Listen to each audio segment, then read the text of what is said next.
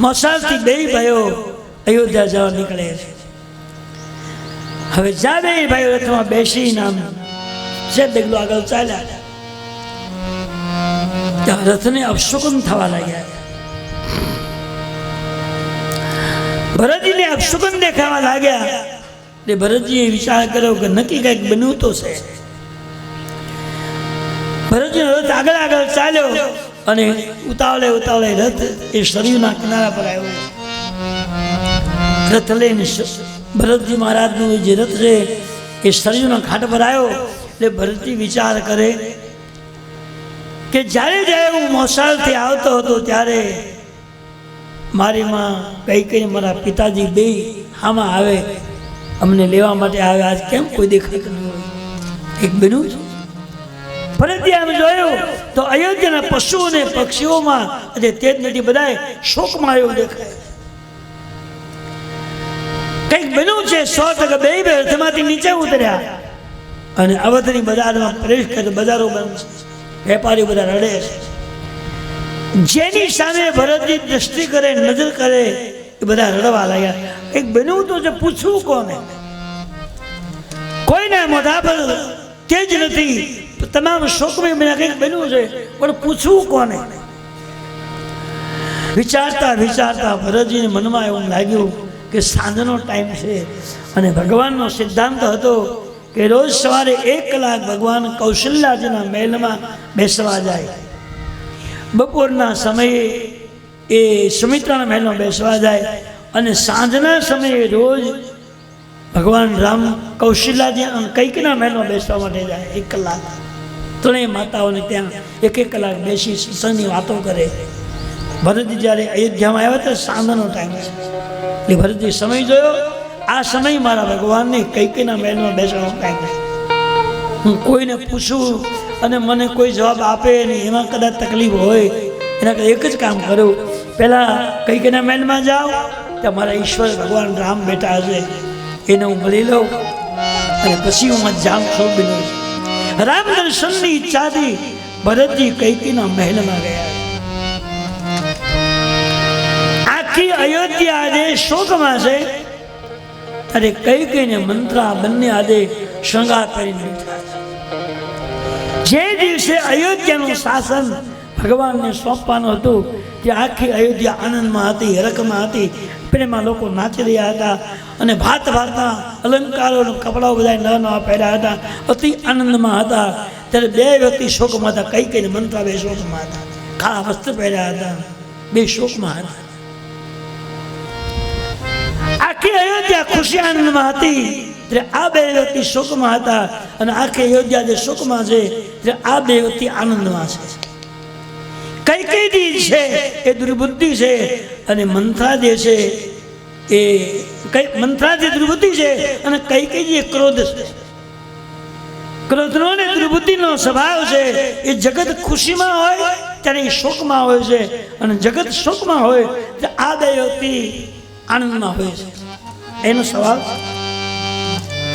ચોમાસું ઉનાળા હોય ત્યારે તમે જોજો ઝાડવાના પાંદડા ખરી જાય, ઝાડવા એકદમ ખાલી થઈ જાય અને બધા પાંદડા તમામ ઝાડવાઓ સુકાઈ જાય, પાન ખરી જાય ને બધા નવા પાન કોળે છે. પણ ચોમાસું આખી ધરતી એકદમ સુકાઈ ગયેલી ઉનાળામાં દેખાય, ચૈત્ર વૈશાખ. અને શ્રાવણ મહિનો આવે ત્યારે આખી ધરતી વરસાદના છાંટા પડે, વરસાદ વરસે એટલે આખી ધરતી લીલી છમ બની જાય, ઝાડવાઓ નવા નવા પાંદડાઓ કોળીને એકદમ લીલા ડંબર બને છે. પણ એ સમયે આંકડો ને જોવાસરાના બે ઝાડવા છે એ પીળા થઈને પાંદડાના ખરી જાય.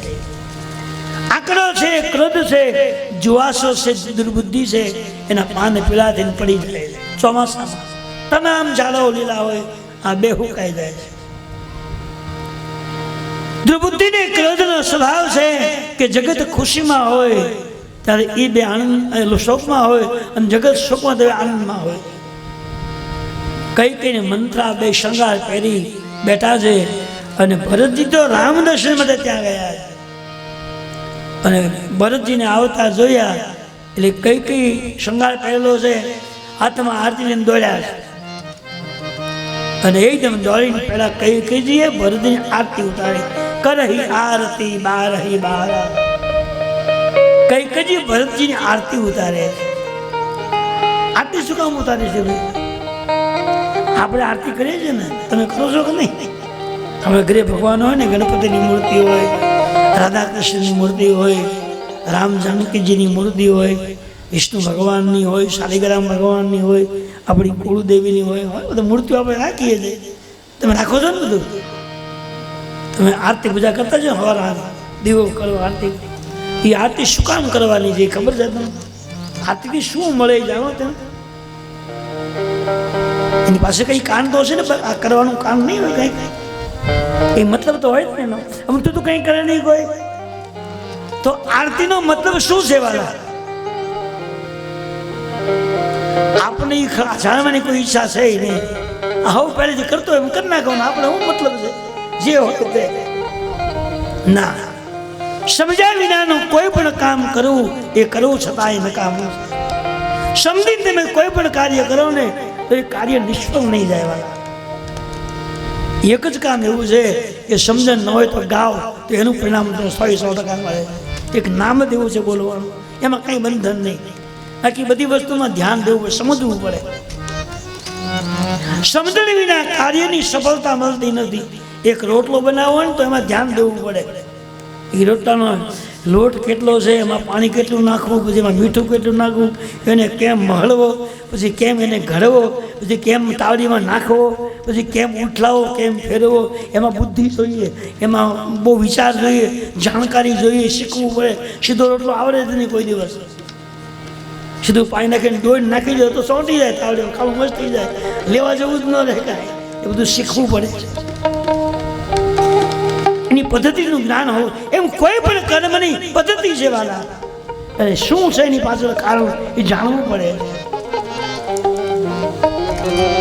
અહીંયા તુલસીજીએ લખ્યું છે કે આરતીનો કઈ શું કામ આરતી ઉતારી? કરી આરતી કઈ જેવી એક મહારાણી એના પુત્રની આરતી. પહેલી વાત તો એ છે કે મા ને પિતા એ કદી પુત્રની આરતી કરી શકે નહીં, કરી શકાય નહીં, કાયદો ના પાડે.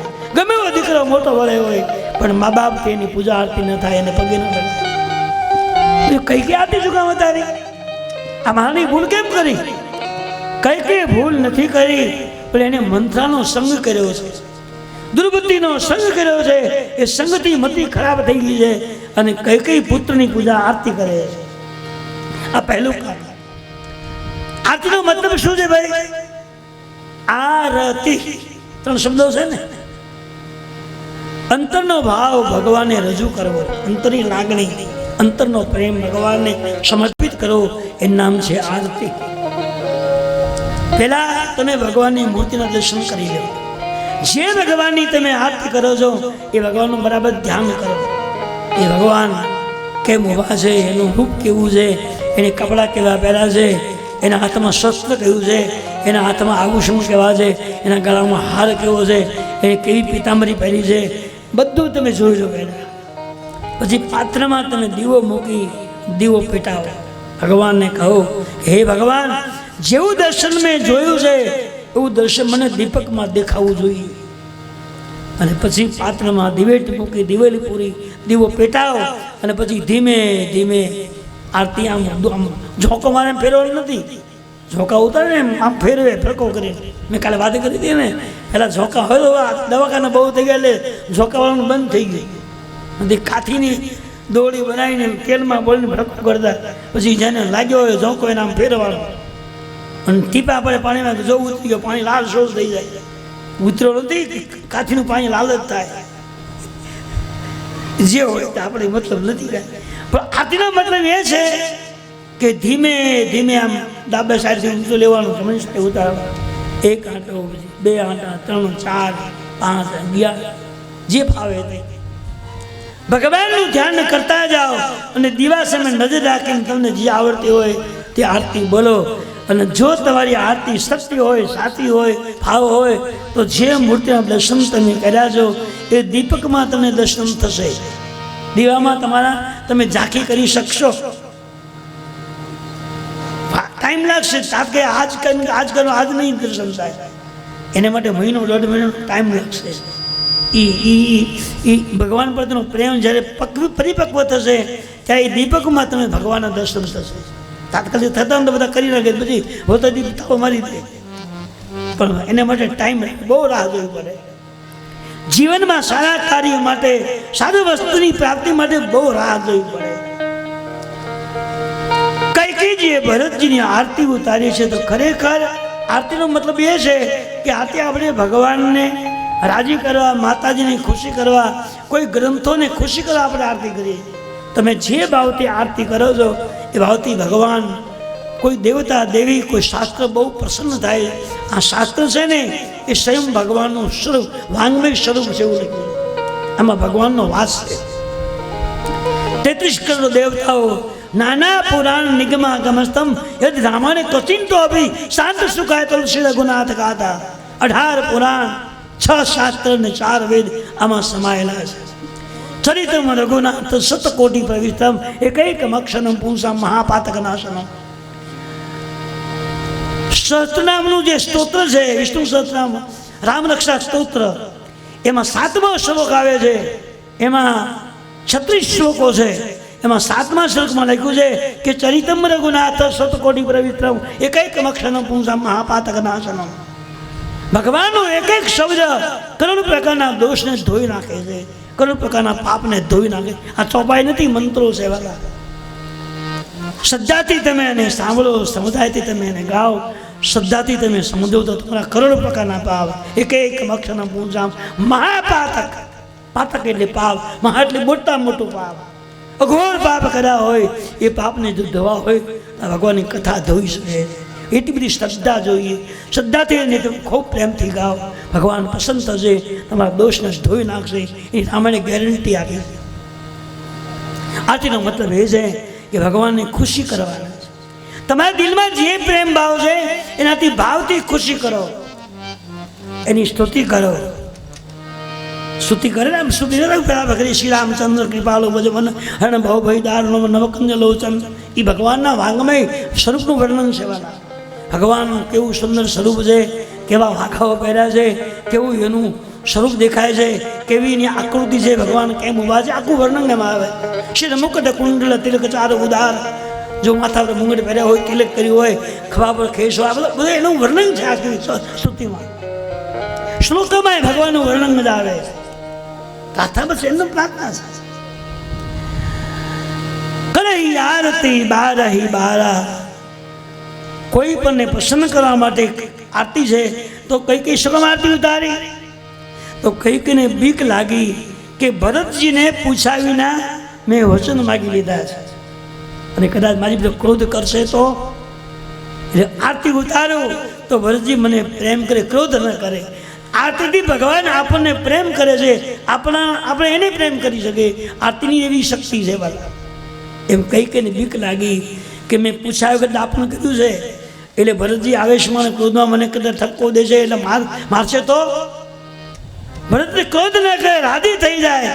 એટલે કઈ આરતી ઉતારી. પણ ભરતજીને આરતીથી દુઃખ લાગ્યું, બહુ મોટું દુઃખ લાગ્યું. કેમ? ભરતજી સમજદાર વ્યક્તિ છે. એને એમ લાગ્યું કે મારી માં કદી મારી આરતી ન કરી શકે, ન કરાય. માથી પુત્રની આરતી કરાય નહીં. મારી કેમ આટલી બધી ભૂલ થઈ ગઈ?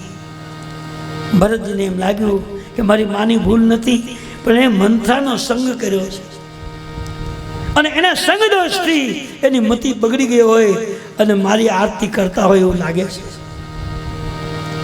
સંગદોષ બહુ લાગે છે વાલા. માણસમાં કોઈ જન્મથી પાપ હોતા નથી, પણ નબળો સંગ જાય મળે અને સંગમતીને બગાડે છે. કઈ જેવી મહારાણીને એક સામાન્ય મંત્રાએ મતિ ફેરવી નાખી, અને એ જે કઈ રાજગાદી માટે શૃંગાર કરીને બેઠા હતા એને કાળા કપડાં પહેરાવી દીધા. એ મંત્રા દ્રુપદી છે, અને દ્રુપદીનો સંગ કરીએ એટલે મતિ ફેરવી નાખે. સજ્જન માણસ નબળું કામ ક્યારેય ન કરે, પણ નબળાનો સંગ થાય ને પછી એની ઈચ્છા થઈ જાય કે આપણે ભાઈ કરવી, મારે શું વાંધો છે. સાવધાન રહેવું પડે. નિર્વાણ મોહાદિત સંગ દોષા. ગીતાજીમાં 15મા અધ્યાયમાં ભગવાન કૃષ્ણ બોલ્યા છે કે અર્જુન, માણસના દિલમાં કોઈ પાપ નથી, પણ નબળો સંગ જે છે એ મતિને બગાડી નાખે. આરતી ઉતારીને કઈ એક બાજુ મૂકી. પણ ભરતજીને ગમ્યું, બહુ દુઃખ લાગ્યું. મારી માથે આરતી ન કરાય, એને ભૂલ તો કરી જ છે, પણ ભરતજી કંઈ બોલે કંઈક બન્યું છે, શું બન્યું છે જાણવા માટે ચૂપ થઈ ગયા. આરતી ઉતારીને એક બાજુ મૂકી અને કઈ પહેલો પ્રશ્ન બોલ્યા છે કે બેટા મામાના ઘરે બધા મજામાં તો છે ને? હા બધા મજામાં છે, પણ તું જલ્દી મને કહે અયોધ્યામાં શું બન્યું છે? કારણ કે આરતી ઉતારી ત્યાંથી ભરતજી સમજી ગયા કે મારી માએ મંત્રનો સંગ કર્યો છે ને, એટલે આ બધું કાવતરું આનું હોય એવું લાગે, આને જ બધું ઊભું કર્યું છે, એ વેમ પડ્યો છે. સીધું કીધું બોલ જલ્દીમાં અયોધ્યામાં શું બન્યું? એટલે કોઈ નહીં, કઈ નથી પૂછ્યું શું બન્યું છે. કઈ હારી થવા ગયા, હાથલો કરવા ગયા. બેટા તારી માટે બધું જ મેં ગોઠવી દીધું કમ્પ્લેટ. શું? તાત બાત નહીં સકલ સવારી ભય મંતરા સહાય. બેટા તારે માટે મેં બધું સારું કરી નાખ્યું છે, બધી વ્યવસ્થા કરી નાખી. અને બિચારી મંથરાએ મને બહુ સહકાર દીધો. તાત બાત મેં સકલ સવારી ભય મંતરા સહાય બિચારી. કઈ મંથરાને બિચારી કીધી છે.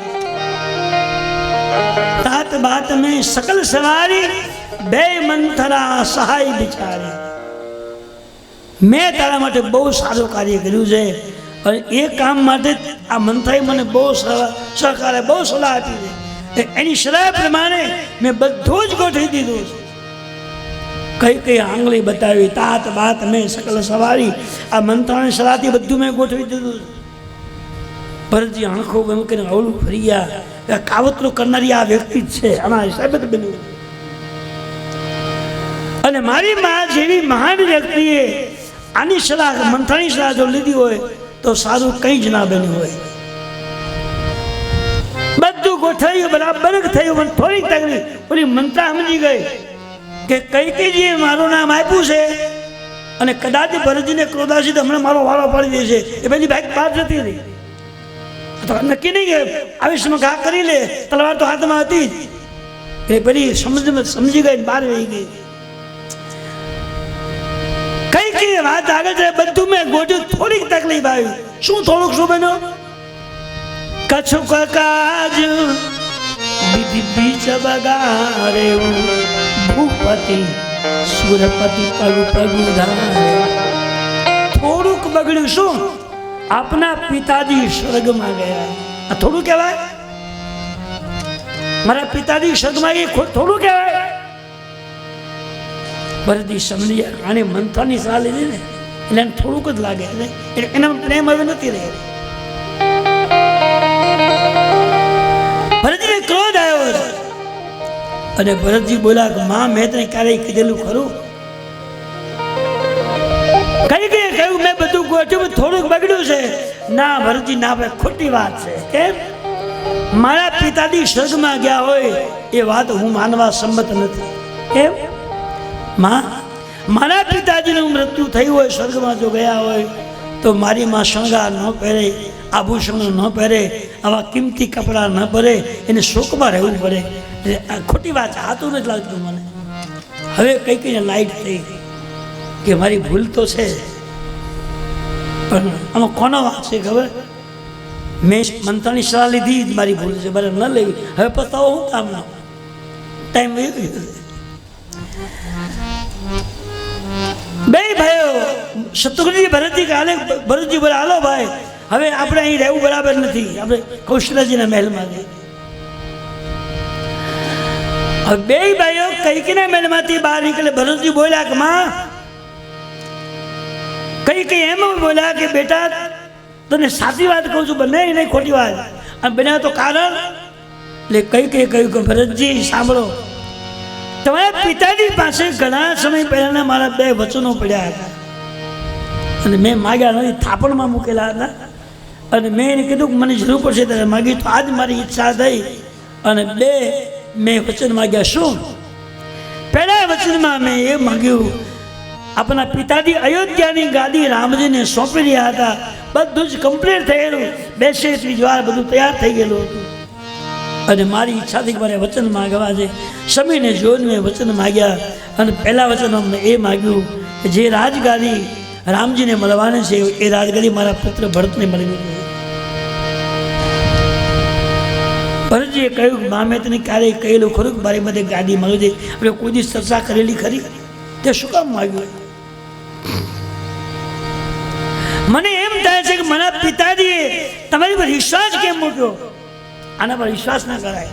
કારણ વિધિ હું નારી હૃદય ગતિ જાની સકલ કપટ ગુણ ખાની. શ્રી રામ જય રામ અહીંયા કૈકેયજી બોલે છે કે ભગવાને બધું ગોઠવ્યું છે પણ तात बात में सकल सवारी भय मंत्रा साहिब विचारी कच्छ को गाद बीजी बीच बगारे भूपति सर्वति पग पग धारे. ભરતજીએ કહ્યું કે માં મારા પિતાજીનું મૃત્યુનું કારણ કઈ કે કારણ બતાવ્યું. મેં 2 વચન માગ્યા. એમાં પહેલા વચનમાં અવધની રાજ ભરતજીને મળે અને બીજા વચનમાં રામ વનવાસ મળે. 14 વર્ષનો મેં માગ્યો અને 14 વર્ષનો વનવાસ મેં માગ્યો એ સહન ન થયો અને એનો આઘાત લાગ્યો અને એમાં આપણું આમ બન્યું છે. કઈ ભરતજીએ કહ્યું કે માં તને મેં ક્યારેક કીધેલું હતું તું મારી પાસે વચન માગજે અને રામને વનવાસ દેવાય? મને એક વાતનો અફસોસ થાય છે કે મારા પિતાજી વિશ્વાસ કેમ મૂક્યો? બીજી હું નારી હૃદય ગતિ જાણી. ભરતજી બોલે છે કઈ તુલસીજી લખ્યું છે કે સ્ત્રીને ભગવાન પહોંચ્યો નથી એમ લખ્યું છે. બીજી હું નારી હૃદય ગતિ જાણી. સ્ત્રીઓના સ્વભાવને ભગવાન સમજી શક્યો નથી. આપણે તો ક્યાંથી સમજવાનું છે? કયો નારીની જે ગતિ છે, નારીનું જે ચરિત્ર છે, એની જે વિચારધારા છે એને ભગવાન નથી પહોંચી ગયો તો પછી માણસ તો કેમ પહોંચી શકે? બીજી હું નારી હૃદય ગતિ જાની સકલ કપટ અધ અવગુણ ખાણી એવું લખ્યું છે. 123માં દુહા પછીની ચોપાઈઓ છે અયોધ્યાકાંડમાં જોજો, ઘરે જઈને જોવું હોય તો એમાં લખ્યું છે કે બીજી હું નારી હૃદય ગતિ જાની સકલ કપટ અધ અવગુણ ખાણી.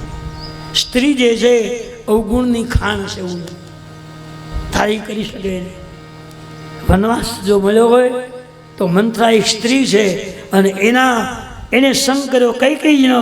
એ સ્ત્રીઓના સંગથી આ બધું બન્યું છે. ખબર હોય સ્ત્રી પણ સ્ત્રી જો કોઈ પણ પગલું ભરે અને પેલું ભગવાનને પૂછે, કુળદેવીને પૂછીને પગલું ભરે તો ભૂલ કરી જ નથી. અવગુણ ક્યારે આવતો? અવગુણ સહેજ વાત છે પણ અવગુણ ક્યાંય પ્રવેશ કરે? આપણા દિલમાંથી આપણી દેવી નીકળી જાય, આમ ભગવાનનું નામ ભૂલાઈ જાય, માતાજીને ભૂલી જઈએ, ભગવાનને ભૂલી જઈએ ત્યારે દુર્ગુણ પ્રવેશ કરે, દુર્ગુણ મનને બગાડે. એટલે સતત તમારી કુલદેવનું સવાર સાંજ શ્રવણ કરજો. તમારા ઈષ્ટ ભગવાનને જેટલું બનેલું નામ લેજો તો દુર્ગુણ પ્રવેશ નહીં થઈ જાય. સદગુણ જ આવશે અને સદગુણ તમારા હારા કાર્યો કરાવશે. હાલ ભાઈ આપણા મા બાપ આપણી માં કૌશલ્યા ત્યાં દઈએ. 2 ભાઈઓ કૈકેયીના મહેલમાંથી. હવે ભરતજી કૈકેયીને એટલું કીધું છે કે માં બીજી વ્યક્તિ જો આવું કર્યું હોત ને તો ધર્મસ્તકથી હું એને અલગ કરી દે. પણ તું જનેતા છે હું તને કાંઈ કહી શકું, હું તને કેમ શું કહી શકું? જો બીજી વ્યક્તિને કંઈક કર્યો ને આવું થયું હોત ને તો એને સમજાવી દે. પણ જેને જન્મ આપ્યો છે એ માને મારે કાંથી કાંઈ કરી શકાય નહીં. પણ એક તને સદા આપું છું કે જ્યાં સુધી રામજી, લક્ષ્મણજી, સીતાજી અયોધ્યામાં નહીં આવે ત્યાં સુધી કૈકેયી સાથે ભરત નહીં બોલે.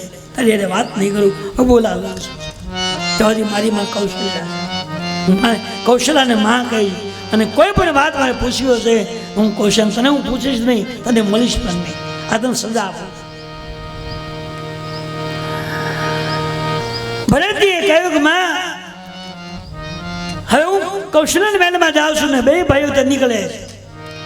2 ભાઈને બહાર નીકળવું અને પેલી કૈકેયીની દાસી જે મંત્રા જામી મળે છે. ભરતજી તો આમ અવળું ફરી ગયા કે આના સુકોને ન લેવાય, એનું મોઢું ન જવાય, આટલું બધું ખરાબ કામ કરાયું એને દર્શન કરીને હું કરે? ભરતજી અવળું ફરી ગયા. શત્રુજી પાછળ હતા. પેલી મંત્રાને જોઈને શત્રુજીને ક્રોધ આવ્યો, તલવાર ખેંચી દોટ મૂકીને મારવા ગયા. ચોટમાં પકડી અને તલવારનો ઘા કરવા જાય ત્યાં ભરતજીનું ધ્યાન કે દોડી તલવારનો હાથ પકડ્યો, હાય રાવા દે રાવા દે. કેમ? ભરતજી કહે છે કે ભાઈ કોઈ સજ્જન વ્યક્તિએ ભૂલ કરી હોય, કોઈ જ્ઞાની માણસે ભૂલ કરી હોય, કોઈ મહાપુરુષે ભૂલ કરી હોય તો એને શિક્ષા કરાય, ઠપકો દેવાય, એને હારા લાગી અને એ ઠપકો સ્વીકારે. પણ અજ્ઞાનીએ ભૂલ કરી હોય, પાપીએ કદાચ ભૂલ કરીને ઠપકો ન દેવાય, ઉલટું પરિણામ બીજું કંઈક થાય. એવા અજ્ઞાની નરના નવ હોય ઓરતા, જ્ઞાની નરને ઠપકો અજ્ઞાની નરના નવ હોય ઓરતા. ભાઈ કોઈ સજ્જન વ્યક્તિએ ભૂલ કરી હોય, દાયા માણસે ભૂલ કરી હોય અને ઠપકો દેવા જાવ ને તો એ પગે લાગે મારી ભૂલ થઈ ગઈ છે, પણ જિંદગીમાં હવે ભૂલ નહીં થાય, તમને ખાતરી આપું છું. એ અફસોસ કરે છે, પણ અજ્ઞાનીના ઓરતા અફસોસ ન કરાય, જવા દેવાને. અને મારે શું કરે, જવા દો, ચોટલો મૂકી દો, જા ઉપર નહીં. એટલે વાગી બે ભાઈઓ કૌશલ્યાજીના મહેલમાં ગયા. અહીંયા બે ભાઈઓ મહેલમાં ગયા ત્યારે કઈ કઈને સુમિત્રાજી અમંગલ વેશ, કાળા કપડાં પહેર્યા છે, આભૂષણ એક બાજુ મૂકી દીધા છે અને મસ્તક પર કપડાં ઓઢી એ સાડી ઓઢીને બેઠા છે. બે ભાઈઓ અંદર પ્રવેશ કરે ત્યારે દેખાયું કે મારા પિતાજી સજમાં ગયા, અહીં દેખાય છે. બે ભાઈઓ ગયા એટલે કૌશલાજી ઊભા થયા અને આવ્યા છે ભરતજી શત્રુઘ્નજી. પણ કૌશલ્યાજીને એ ભરતજીમાં રામ દેખાય, મારો રામ આવ્યો છે એમ કી દોડ્યા અને મારો રામ કહી અને કૌશલ્યાજી ભરતજીને ભેટી પહેર્યા કે ભરત તારામાં મને આજે રામ દેખાય છે. ભરતને ભેટીને માં એમ બોલે છે તારા શરીરમાં મને રામ દેખાય છે, મને રામનો દર્શનનો આનંદ આવે છે. બીજાના દીકરામાં પોતાના પુત્ર દેખાય ને એને જ કૌશલ્યા કહેવામાં આવે છે. બીજાના પુત્રમાં પોતાના પુત્રની ભાવના જુએ એ જ રામને ઓળખી શકે છે. ભરતજી પગમાં પડી કહ્યું કે માં જો કઈ કઈ થકી મારો જન્મ ન થયો તો તમારે અમંગલ પોશાક ન પહેરવો પડે, આ પાપ કરવું ન પડે, આ બધું કારણ હું છું. હવે ભરતજી કહે છે માં કદાચ તમને એમ હોય કે કઈ કઈ જે વરદાન માગ્યા છે એમાં ભરતજી સાથે ક્યારેક ચર્ચા થઈ છે, વાતચીત થઈ છે, સંમતિ લીધી છે, પણ આમાં હું કંઈ જાણતો જ નથી. અને ભરતજી કહેવા લાગ્યા કે માં જય પરી હરિહર હર ચરણ બજય ભૂત ઘનઘોર. માં કોઈ નાના રમતા બાળકને મારવાનું જે પાપ લાગે છે એ પાપ મારી પર જો મને આમાં ખબર હોય, રમતા બાળકની હત્યા કરવામાં પાપ લાગે એ પાપ મારી ઉપર, કોઈ સ્ત્રીનો વધ કરતા પાપ લાગે મારા ઉપર, કોઈ ગામ સળગાવતા પાપ લાગે મારા ઉપર, કોઈ વેદને સળગાવતા પાપ લાગે મારા ઉપર. દુનિયામાં જેટલા પાપ થાય છે એ તમામ પાપનો ભાગીદાર હું બનવામાં કંઈ જાણતો. અને છેલ્લે ભરતજી બોલ્યા છે જય પરી હરિહર હર ચરણ ભજય ભૂત ઘન ઘોર, તે ગતિ દે વિધિ જો જનની મત માં. દુનિયામાં જેટલા બધા પાપ થાય છે એ તમામ પાપનો ભાગીદાર હું બનો, આમાં હું કંઈ જાણતો. અને છેલ્લે ભરતજી એમ કહે છે કે પોતાના કુળદેવીને ઈષ્ટ ભગવાનનું પૂજન છોડી અને જે ભૂવો બને અને ભુવાની જે ગતિ થાય તે મારી થાય. બહુ બોલ્યા જય પરી હરિહર હર ચરણ ભજય ભૂત ઘન ઘોર. તુલસીજીએ લખ્યું છે કે માણસ પોતાની કુલદેવીને છોડી દે, પોતાના ઈષ્ટ ભગવાનને છોડી દે, નીતિ ધર્મને ચૂકી જાય અને પછી નબળા કામ કરી અને જે લોકોને ઉલટે માર્ગે ચડાવે અને અધોગતિ થાય. કૌશલ્ય દોડીને મોઢા આડો હાથ દીધો, બેટા બંધ થઈ જા. દુનિયામાં કોઈ એમ કહે છે કે કઈ માતાએ વચન માગ્યા છે એમાં ભરતની સંમતિ હતી તો એને મુક્તિ નહીં મળે, મોક્ષ નહીં મળે, તમારો દોષ જ નથી. હરિની ઈચ્છા વિના કંઈ થતું નથી. કૌશલ્યાજી કહે છે ભરતજી આમાં તમારો વાંક નહીં, કોઈનો દોષ નથી. હરી ઈચ્છા ભાવી બલવા, નસીબમાં બધું લખ્યું હોય એ સમય અનુકૂળ બને છે, એમાં શું કહેવાનું હોય તમે તો સમજો છો. કૌશલ્યાજીએ ભરતને સમજાવીને શાંત કર્યા છે અને એ વખતે વશિષ્ઠદેવ પધાર્યા. વશિષ્ઠજી આવ્યા એટલે બે ભાઈઓ પગમાં પડી ગયા. ગુરુદેવ તમારે એટલું તો ધ્યાન દેવું હતું કે અમારા પિતાજીને જવાનું છે તો એ પહેલાં અમને બોલાવી લેવાતા હતા, કેમ ન બોલાવ્યા? ગુરુદેવ બે ભાઈને હાથ મૂકી સમજાવે છે કે ભરતજી જે બનવાનું તે બની ગયું, બની ગયેલી વાત જવા દો. હવે એના માટે એક કામ કરો. તમને એક વાત કહી દઉં કે રાજાના દેહમાંથી પ્રાણ છૂટી ગયો પછી રાજાના શરીરને તેલના પાત્રમાં ગોઠવવું છે. તમારા વિના એ ક્રિયા અધૂરી છે. એટલે કે પુત્ર વિના પિતાની ક્રિયા કરે કોણ? બે ભાઈઓ મોસાળ, તમે મોસાળમાં હતા, બે ભાઈઓ વનવાસમાં છે, તો પુત્રના ક્રિયા કોણ કરે? એટલે તમે બોલાવ્યા છે અને તમારે હવે ક્રિયાવિધિ કરવાની છે.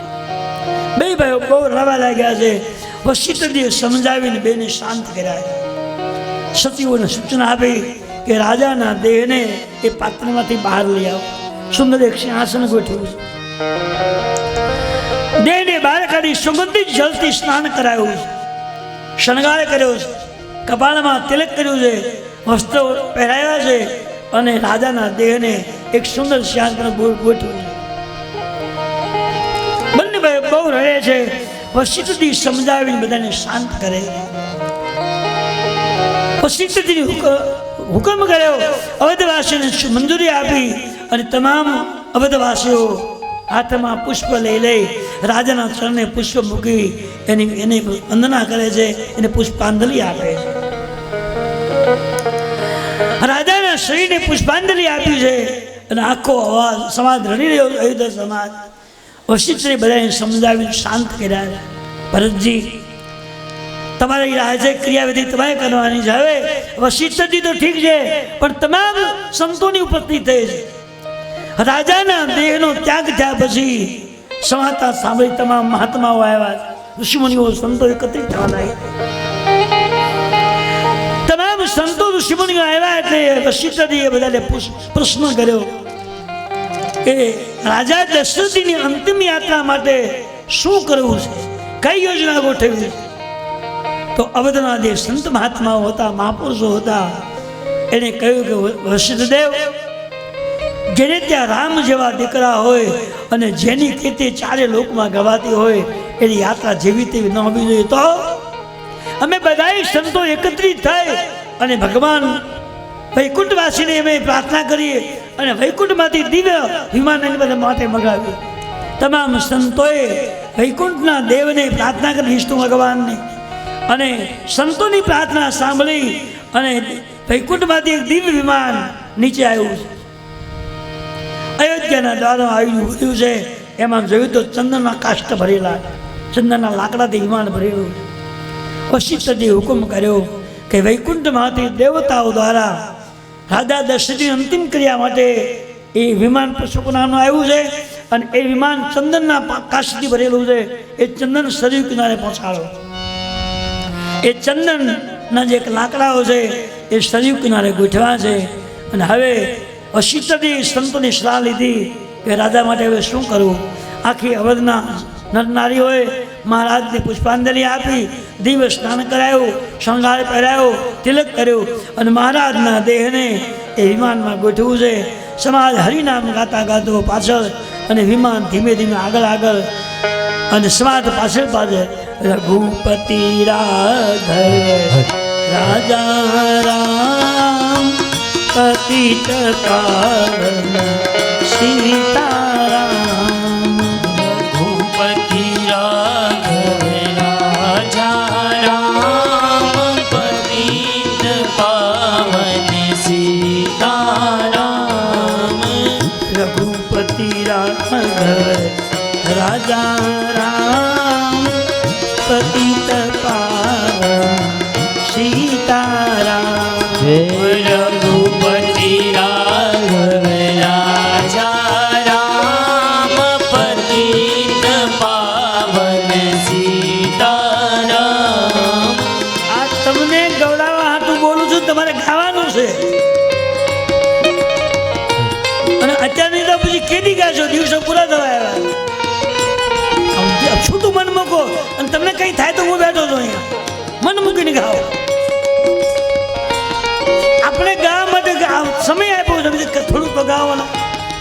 એ મારો કોન્ટ્રાક્ટ નથી કે મારે એકલાને બોલી રાખવાનો, તમારે ગવાય. અને ભાઈઓ કંઈક બોલો, હલ્લો જ રાખ, તાળી પાડો, કંઈ થાય તો હું બેઠો છું. રઘુપતિ રાઘવ રાજા રામ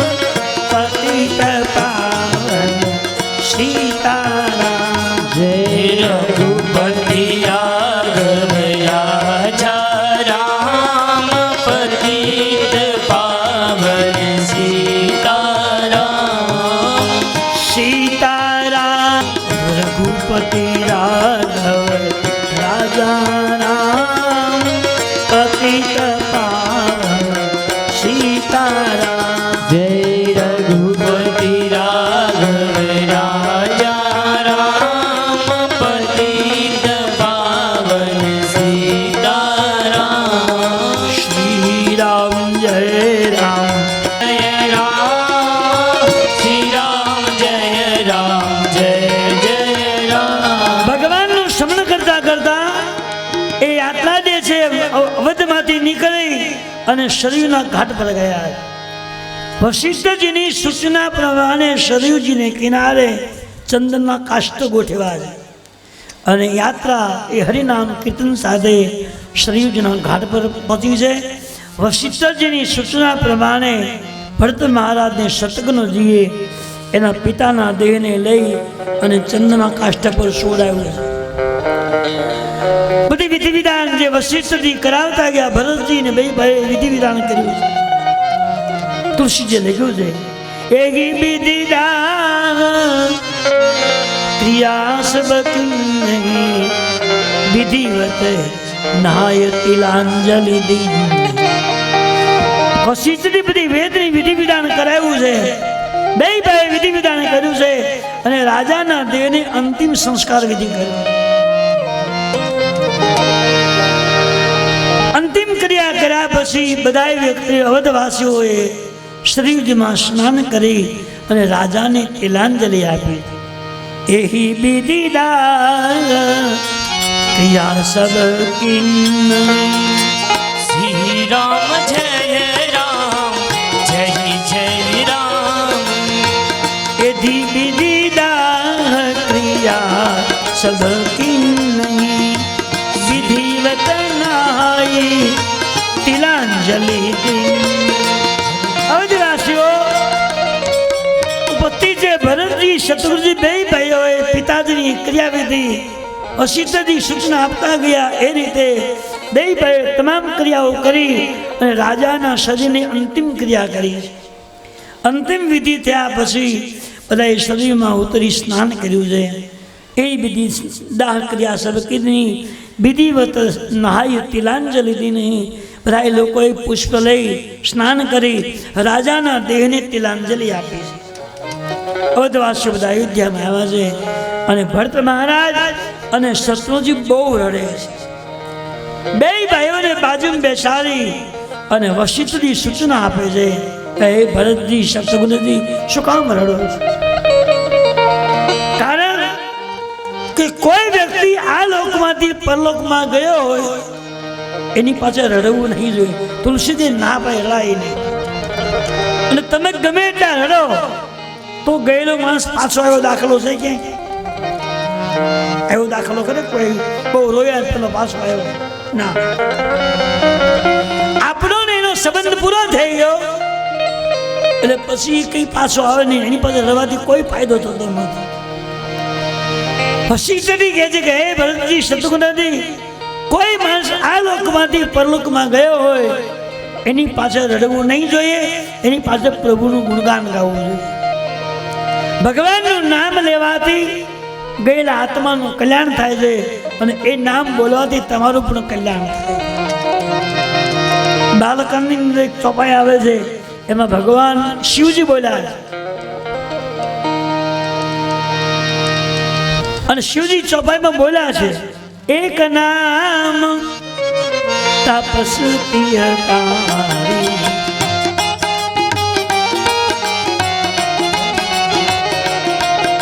કળિયુગ જે છે નામનો યુગ છે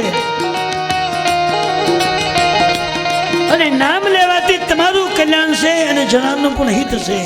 એટલે વશિષ્ઠજી કહે છે કે ભરતજી આ લોકમાંથી પરલોકમાં જે વ્યક્તિ ગયો છે એની પાસે પ્રભુનું નામ લેવું જોઈએ, રડવું નહીં જોઈએ. અને રડવાથી કોઈ વ્યક્તિ પાછો મળતો નથી. એટલે વશિષ્ઠજી સમજાવે છે હે ભરતજી કેવો વ્યક્તિ ગુજરી ગયો તેની પાછળ રડવું જોઈએ અને કેવા વ્યક્તિ પાછળ નહીં રડવું જોઈએ.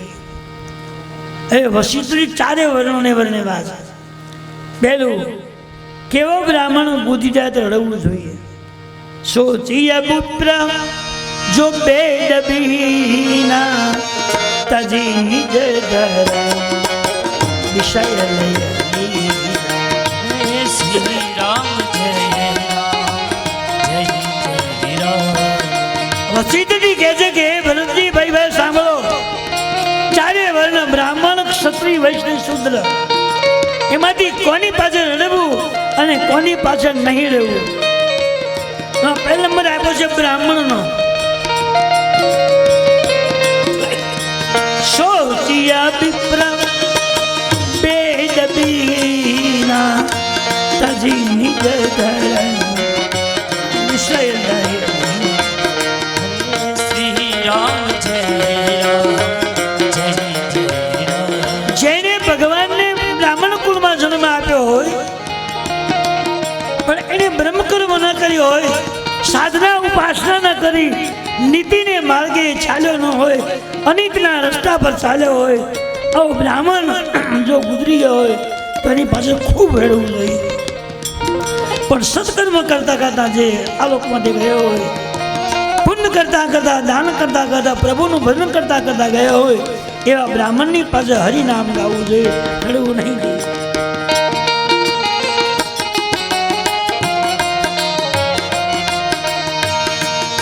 એવા બ્રાહ્મણની પાસે હરિનું ગુણગાન ગાવાથી તમારું કલ્યાણ થાય.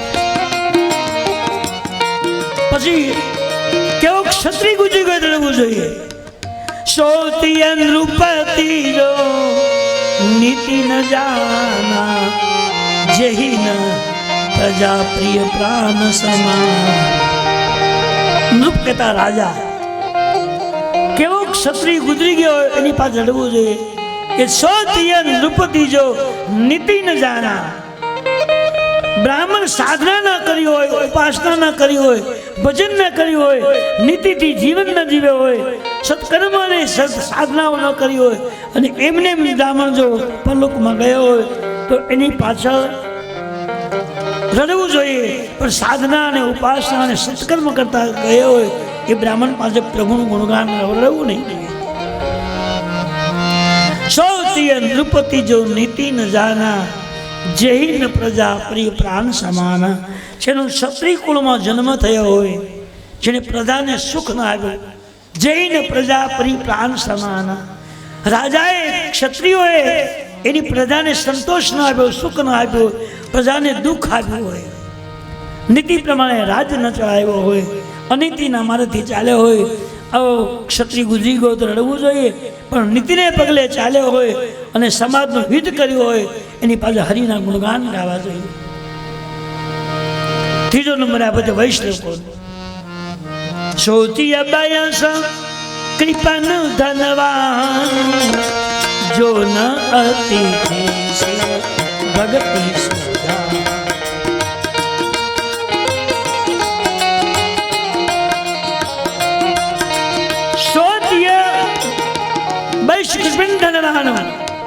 વૈશ્ય એટલે જેને ભગવાને ખૂબ ધન આપ્યું. જો બ્રાહ્મણને સત્કર્મ કરવાનો, મંત્ર બોલવાનો, વેદનો અભ્યાસ કરવાનો ઋષિ મુનિઓએ હક આપ્યો છે. ક્ષત્રિયોએ નીતિને પગલે ચાલવું, પ્રજાનું રક્ષણ કરવું, હિત કરવું, બીજાનું કલ્યાણ કરવાની ભાવના રાખવી, બીજાની પીડાને હળવી કરવાનો ભાવના રાખવી. અને ત્રીજોમાં આવ્યો વૈશ્ય લોકોને. વૈશ્ય લોકોને ભગવાને ધન આપ્યું છે. ક્ષત્રિયોએ સત્કર્મ થતું હોય ત્યાં રક્ષણ કરવાનું, અને વૈશ્ય લોકોએ જે ભગવાને સંપત્તિ આપી છે એનાથી સત્કર્મનો સહયોગ આપવાનો છે. સૌથી બેસ્ટ કૃપન ધનવાનો. ધન ભગવાને એને વાપરવા માટે આપ્યું છે અને એ ધનને વાપરતા, દાન પુણ્ય કરતા કરતા વૈશ્ય ગુજરી ગયો હોય તો એની પાસે પ્રભુના ગુણગાન ગાવા જોઈએ. પણ વાપર્યા વગરનું ભેગું કરતા કરતા ગયો હોય તો એની પાછળ રહેવું જોઈએ. સૌતિય શુદ્ર જો વિપ્ર અવમાને મુખર પ્રાણ પ્રિય જ્ઞાન ગુમાન. શુદ્ર જાતિનો જીવ હોય જેને સાધુ સંત બ્રાહ્મણનું વેદનું અપમાન કર્યું હોય, વેદથી વિરુદ્ધ ચાલતો હોય, ભગવાનના દેવ મંદિરમાં સેવા ન કરી હોય, સત્કાર્યમાં સેવાનો પુરુષાર્થ ન કર્યો હોય અને આવો શુદ્ર જો ગુજરી ગયો હોય તો એની પાસે ખૂબ રડવું. પણ સેવાના કામ કરતા કરતા હરિના ગુણગાન ગાતા ગાતા જે શુદ્ધ ગુજરી ગયો હોય તો એની પાસે પ્રભુના ગુણગાન ગાવે છે. બે ભાઈને બાજુમાં બેસાડી વસિષ્ઠજી કહે છે ભરત શત્રુઘ્નજી, આપના પિતાની પાછળ અફસોસ ન કરાય, કારણ કે એને રામ જેવા 4 દીકરાઓ છે જેની કીર્તિ 4 લોકમાં ગવાય, વૈકુંઠમાં, પાતાળ લોકમાં, પૃથ્વી લોકમાં, અને 4 બાજુ એની કીર્તિ ગવાય છે. એનો અફસોસ ન કરાય. એની પાછળ તો જેટલું બને એટલું પ્રભુનું ગુણગાન ગાઓ. હરિનામની અંદર એવી શક્તિ છે કે કલિયુગની અંદર નામ ગાવાથી પોતાનું હિત થાય છે, છેલ્લાનું કલ્યાણ થાય છે. રામ નામ કલી અભિમત દાતા.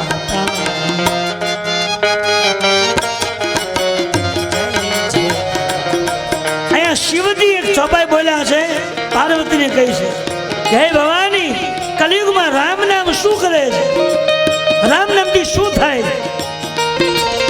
આ શિવજીના મોટા શબ્દો.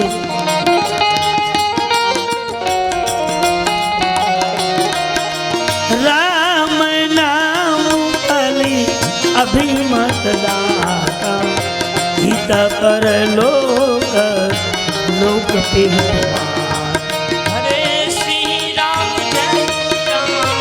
જય જય રામ, શ્રી રામ જય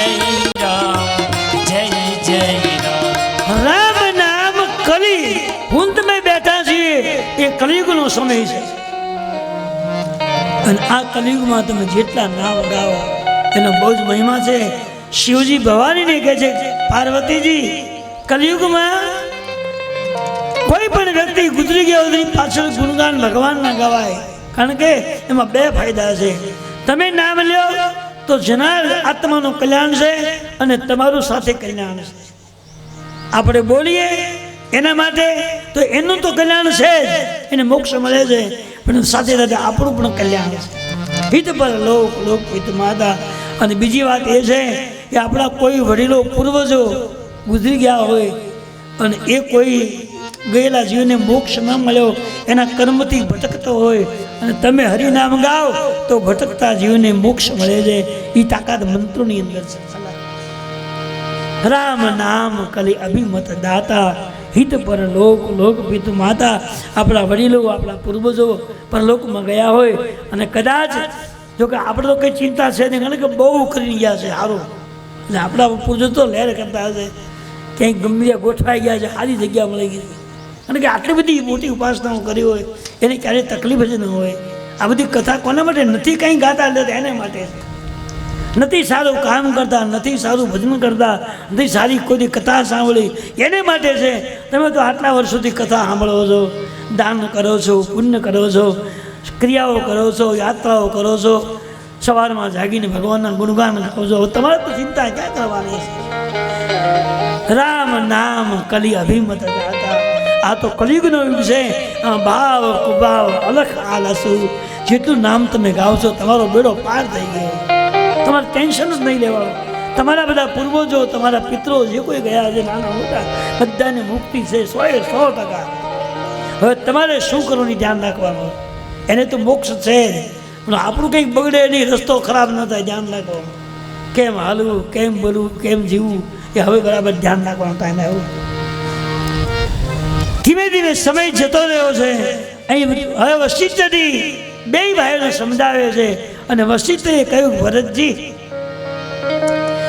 રામજી વનવાસમાં ગયા ત્યારે મને કહી ગયા છે કે મોસાલથી ભરતજીને બોલાવી અને મને જેમ અવધનું શાસન મળતું હતું એમ ધામધૂમથી અવધની ગાદી તમે ભરતજીને સોંપી દેજો. મને રામજીની ભલામણ કરી છે. બીજું ભરતજી, વશિષ્ઠજી કે ભરતજી, રાજા દશરથજી છેલ્લી ઘડીએ મને એમ કહ્યું હતું કે મહારાજ, હું જેમ અવધનું શાસન રામજીને આપતો હતો એમ ધામનું તે અવધનું શાસન ભરતજીને આપજો. અને આજ મારી પણ ઈચ્છા છે કે રાજા વગરની ગાદી ખાલી ન રખાય. એટલે 14 વર્ષને 14 દિવસ પહેલાં ભગવાન અયોધ્યામાં જઈ આવવાના, એટલે ખાલી ગાદી ન રખાય, તમે ગાદી બેસી જાઓ. ભરતજીએ કહ્યું કે મહારાજ તમે કહો છો કે હા હું કહું છું? મહારાજ તમે વિચાર કરો કે મારું ખાલી નામ બોલાયો કે અહીં તો અવધની ગાદી ભરતને મળે. ત્યાં 3 માતાઓ વિધવા થયા, અયોધ્યા અનાથ બની ગઈ. રામ લક્ષ્મણ જાનકીજીને વનવાસ મળ્યો. મારી ખાલી નામ બોલવાથી આટલું નુકસાન તો થયું. અને એ ગાદી પર જો હું બેસું તો હું તા તમે જ કહો મહારાજ હું કૈકેયીનો પાપી પુત્ર છે અને પાપીને આ ગાદી ભોગવાનો હક નથી. આ તો સત્યની ગાદી છે. અને સત્યની ગાદી પર કોણ હોય? જેનું જીવન સત્ય હોય, જે પવિત્ર હોય, એવી રામદેવી જે વ્યક્તિ હોય એના માટે ગાદી. મહારાજ જેવો પાપી માટે ગાદી નથી. સાની સરલે રસ માતુબાની સુની ભરત વ્યાકુલ ભયે.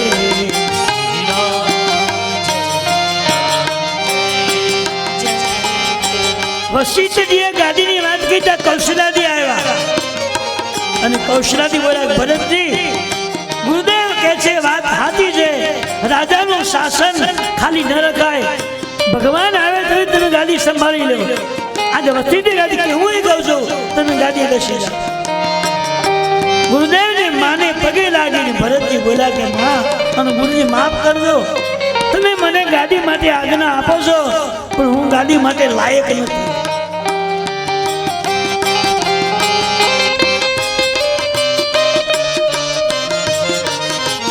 સાની સરલે માતુબાની સુની ભરત વ્યાકુલ ભયે લોચન શ્રવત સિંચત વિરહુર અંકુર બે હાથ જોડી પગે લાગે માને કૌશલાને અને વશિષ્ઠ દેવને અને બે હાથમાંથી આંસુનો પ્રવાહ એવા લાગે. લોચન શ્રવત સિંચત વિરહુર અંકુર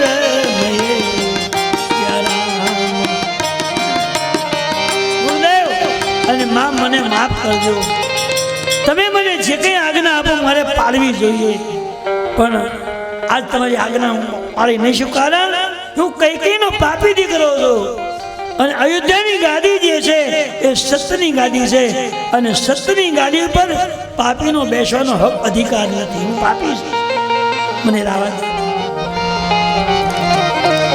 ગુરુદેવ એક વાત કહી દઉં. હા બોલો. આ ગાદીનો અસલી માલિક મારો રામ ઈશ્વર ભગવાન રામ છે. યુગોથી ચાલી આવ્યું છે અને આ સત્યની ગાદીનો માલિક સત્ય જ હોવો જોઈએ, પાપીનો હક નથી. અને અસલી માલિક રામ છે. હું તો પાપી છું અને પાપીને ગાદીએ બેસવાનો અધિકાર નથી, હક નથી. મારું ખાલી નામ બોલાયું કે ભરતની ગાદી મળે ત્યાં આટલું બધું નુકસાન તો થયું છે. એવી ગાદી પર પાપી માણસ બેસે તો ગાદી પાતળામાં જતી રહે. હું ગાદીને પગે લાગુ છું અને ગુરુદેવ તમે જો આજ્ઞા આપો તો મારી મનની વાત કહી દો. આ બોલ શું મહારાજ, જો તમે આજ્ઞા આપો તો આવતીકાલે સવારમાં અયોધ્યાથી સમાજને લઈ અને રામ દર્શન માટે ચિત્રકૂટ જવું છે. મોહી સમાન કો પાપ નિવાસ જહાં લગી રામ સિય વનવાસ. મહારાજ રામજી લક્ષ્મણની સીતાજી જ્યાં સુધી વનવાસમાં રહે છે ત્યાં સુધી જેટલા પગલા ભરું છું એ પગલા મારા માટે પાપના છે. એવા પાપીને આ શાસન પર બેસવાનો કોઈ હક અધિકાર નથી. મોઈ સમાન કો પાપ નિવાસુ જહાં લગી શ્રી રામ વનવાસુ. જ્યાં સુધી ભગવાન રામ લક્ષ્મણ જાનકી વનવાસમાં રહે ત્યાં સુધી જેટલા કદમ ભરું છું, જેટલા પગલા ભરું છું એ મારા માટે પાપના છે અને એવા પાપીને ગાદીનો હક અધિકાર નથી. ગુરુદેવ હું ગાદી પગે લાગુ. વશિષ્ઠજી મહારાજનો સમાજ ચાલી રહ્યો છે અને ભરતને ગાદી બેસવાની સમજણ આપી રહ્યા છે. ત્યાં પ્રસંગ આપણે મૂકીએ છીએ અને હવે પછીની કથાનો પ્રસંગ બરાબર રાઈટ 3 વાગે આપણે શરૂ કરશું. 3 વાગે કથાના પાછા મળશું. ત્યાં સુધી વિરામ. બોલીએ રામચંદ્ર ભગવાન કી જય. કેમ છે ને બોલો કે વાંધો છે તમારે? પ્રેમથી છે તો બોલો વાલા. બોલો રામચંદ્ર ભગવાન કી જય. કૃષ્ણ કનૈયાલાલ કી જય પવન સુત હનુમાન કી જય ઉમાપતિ મહાદેવ કી જય રામાયણ ભગવાન કી જય દાદાજી મહારાજ કી જય ખોડિયાર માત કી જય ધાવરી માત કી જય બ્રહ્માણી માત કી જય શ્રી સોમવાઈ માત કી જય નારેશ્વર મહાદેવ કી જય જાગન્નાથ મહાદેવ શ્રી દુઃખી શાંબા સદગુરુ દેવ સનાતન ધર્મ કી જય ઓમ નમઃ પાર્વતી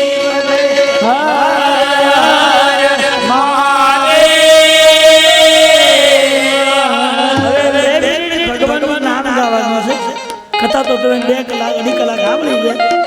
હવે 10 મિનિટ હરિનામ ગાવું છે ને, આમ દિલથી ગાલી મને કહેવું ન પડે, મન મૂકીને ગાવાનું.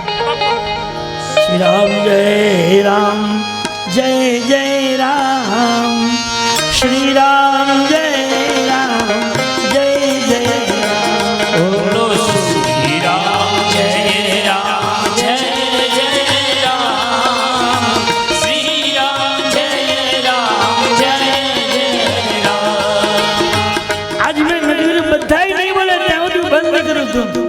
અહીંથી મને દેખાય છે જમી તાળી નહીં આમ દેખાય નહીં બોલાય ત્યાં સુધી આ શરૂ રહેશે. એટલે જલ્દી જાવ જલ્દી મને બોલો એટલે કમ્પ્લેટ.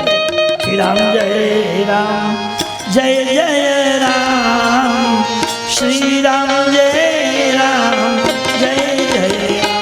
ઓ શ્રી રામ જય રામ જય જય રામ શ્રી રામ જય રામ જય જય રામ. ઓમ શ્રી રામ જય રામ જય જય રામ શ્રી રામ જય રામ જય જય રામ. ઓમ શ્રી રામ જય રામ જય જય રામ શ્રી રામ જય રામ જય જય રામ. ઓમ શ્રી રામ જય રામ જય જય રામ શ્રી રામ જય રામ જય જય રામ. ઓમ શ્રી રામ જય રામ જય જય રામ શ્રી રામ જય રામ જય જય રામ. તેનામાંથી થોડી તાળીને અવાજ થોડો સંભળાય છે, બહુ નહીં. 60% જો હજી 40% ઘટે છે. અને ભાઈઓમાં તો કોઈ હલતા તમને ખબર છે આપણે ખેડૂતને વાડીમાં હમણાં રોજગારનો બહુ ત્રાસ છે. એટલે હવે તો હું કે આપણે તાટ ફેન્સી કરી દઈએ. પહેલા તાટ ફેન્સી નહોતી થતી. પહેલા એક ઓળું મૂકતા, આડીને ઊભી લાકડીને દોરડાથી બાંધી દે, પછી એને કપડાં પહેરાવે, સોની જબ્બોન માથે સાબુન, હાથમાં ગોફણ આપે અને એને કહેવાય ઓળું. એ ઓળાથી ભરકીને પશુઓ જાનવરો તમારા મોલને નુકસાન કરવા ન હોય આગા આગા રહે. એ હલે નહીં ચલે નહીં એને ઓળું કહે. આ ભાઈમાં ઓળા હલતા નથી હોતા. તારી પાડો ટાઈમ વયો જાય. શ્રી રામ જય રામ જય જય રામ શ્રી રામ જય રામ જય જય રામ.